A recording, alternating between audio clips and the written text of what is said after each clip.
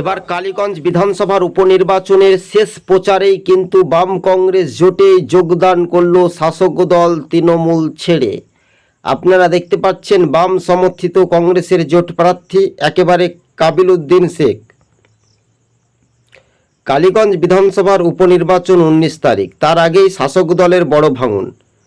একদিকে বাম যুব নেতা শতরূপ ঘোষ, কংগ্রেসের প্রদেশ সভাপতি, এছাড়া ব্লক নেতৃত্ব এবং বামেদের একাধিক তরুণ তুর্কিরা কংগ্রেস প্রার্থীর সমর্থনে নির্বাচনী কর্মী সভা করলেন। পায়ে হেঁটে কংগ্রেসের প্রার্থী ভোট প্রচারে একেবারে প্রবল উৎসাহ চোখে পড়ার মতো ছিল।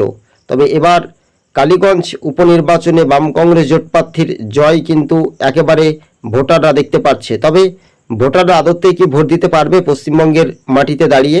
2026-এই ফের কিন্তু পরিবর্তনের হাওয়া বইতে পারে, এমনটাই খবরের ইঙ্গিত। ধন্যবাদ দর্শক বন্ধু।